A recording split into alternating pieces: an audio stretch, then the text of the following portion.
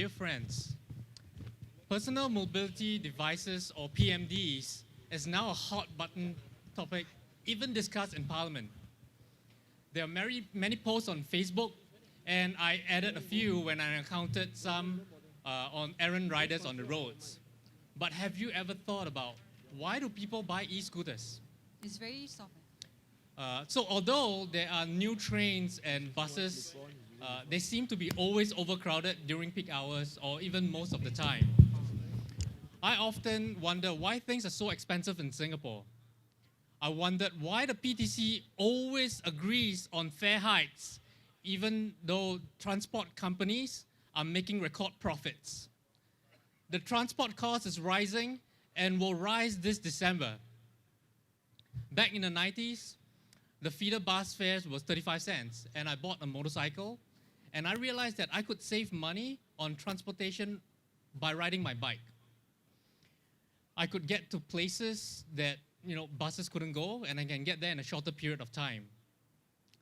The motorcycle is an important mode of transport, from deliveries to commuting. Motorcycles are commonly used as they are efficient. Conveniently, in Singapore, the government has good policies to encourage people to maintain their vehicles. Vehicles over 3 years old have to go for yearly inspection and are often scrapped, making the roads safer with less breakdowns. However, in 2017, our finance minister then, Heng Swee Keat, decided that to increase the ARF tiers on motorcycles from 15% to 100%. Mr. Heng Swee Keat considers riding big motorcycles to be a luxury. But the new ARF tiers will affect workhorses used by food delivery personnel and dispatch riders as well. So motorcycles like the Honda Super 4, the Yamaha T-Max, which is a scooter, are affected by this ARF increase and now cost more. I have friends that see the cost of the big motorcycles close to a car, and they have stopped riding.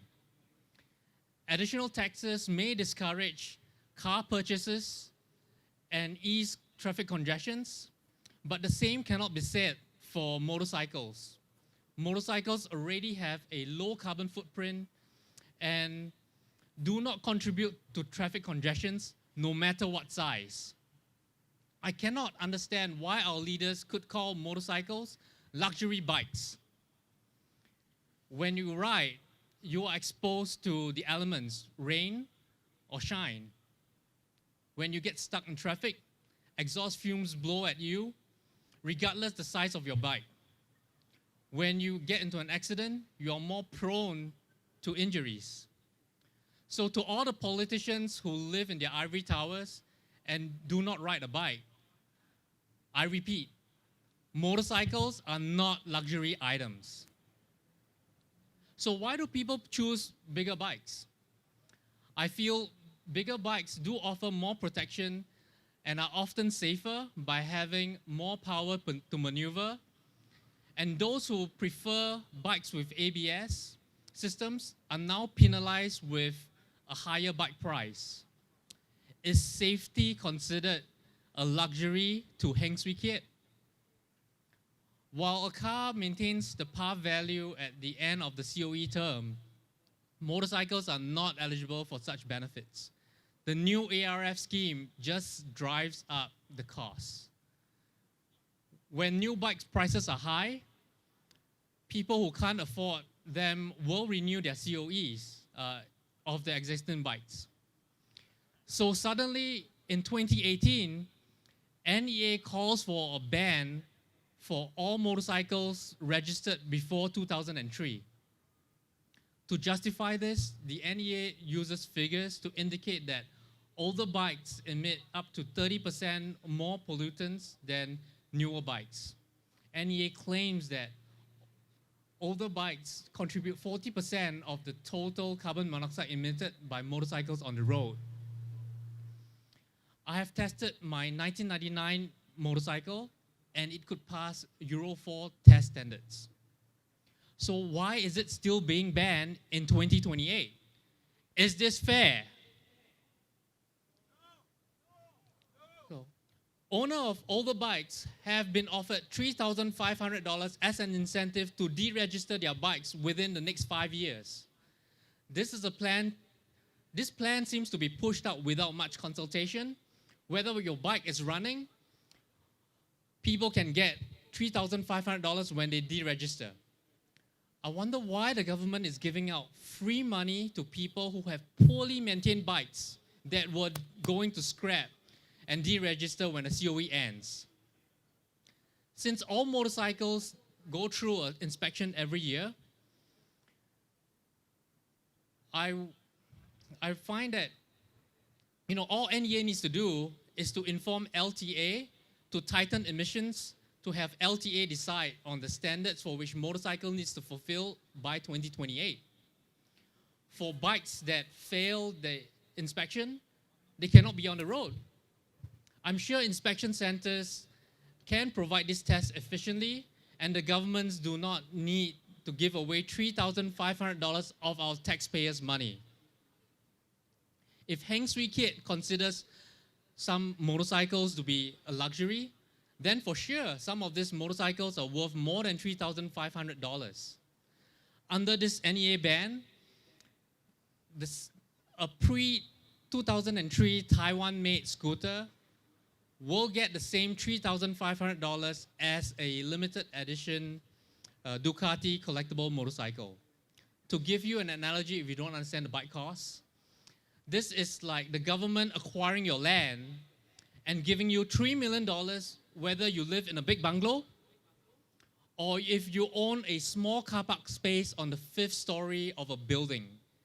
Do you think this is fair? Yeah. So I am all for reducing carbon emissions, but this ban is clearly not right. 75% of industrial emissions come from refining and petrochemical sector. And I quote Dr. Koh Kun Po, this works out to be 0.11% of global emissions. I don't think that Singapore old bikes even come close to 0.11% of the global population of old bikes. And certainly the emissions that they emit cannot compare with the refining and petrochemical sector here. I believe that banning old bikes will drive up transportation costs and the cost of living. Company that needs bikes for delivery will pay more, and in the end, these additional tax will come back to consumers as a higher cost of living because of the higher cost of doing business. When motorcyclists cannot afford bikes, they will use PMDs to get around. When there are more taxes on motorcycles, delivery costs and logistics prices will go up, and our cost of living will rise. Things in Singapore are often interconnected. A blanket ban on all motorcycles will affect non-bikers as well. As a biker, I understand the plight of motorcyclists whose difficulties are often worse by unthinking and uncaring elitist ruling party. We need diversity in our parliament and MPs who understand the concerns of ordinary Singaporeans, not only scholars that earn millions who are disconnected with the ground. So please, vote wisely. Thank you.